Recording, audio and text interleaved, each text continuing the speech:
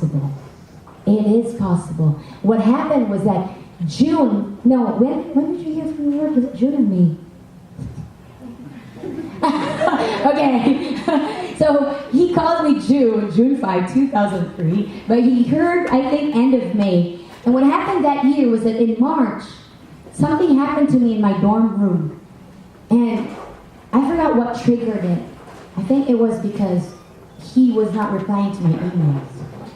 And I started grumbling, right? I already had feelings for him at that time. Yeah.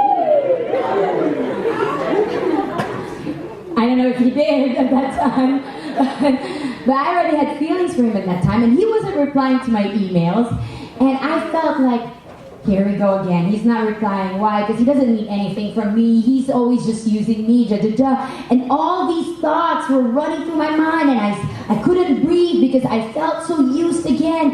And in the middle of all those thoughts, God's voice broke into those thoughts, those tormenting thoughts, and he said, why do you think of him that way when he is not that kind of man?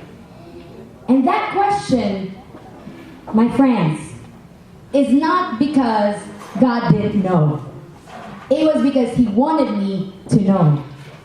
He said, why do you think of every man like that?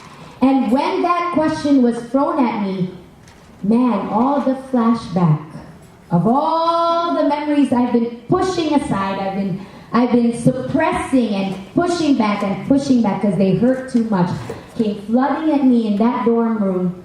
And I was alone, thank God I was alone in the dorm room. I was weeping and remembering how I was abused and how I was used when I was in high school, how I felt used, and all of these men that I felt used me.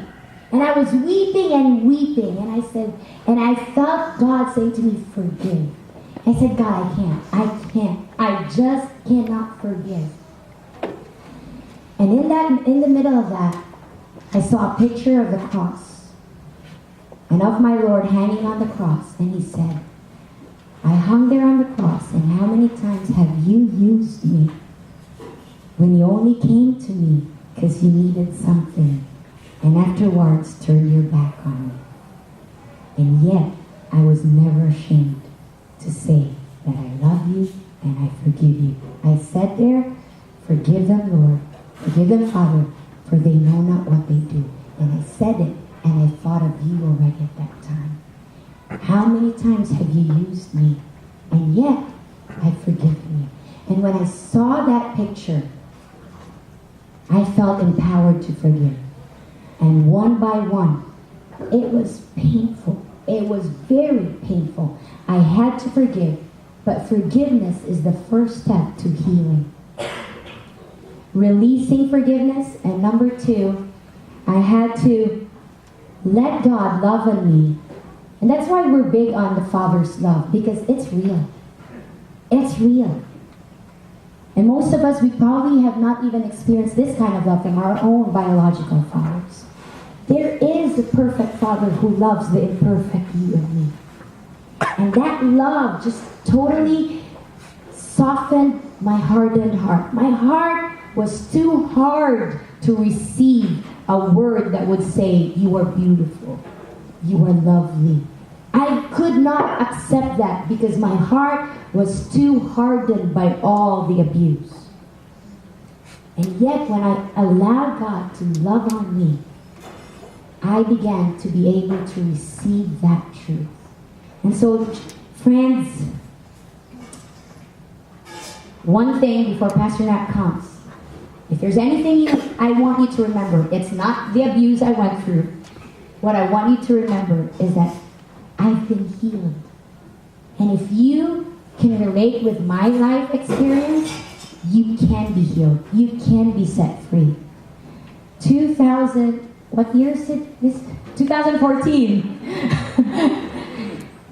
That makes it 3 years ago.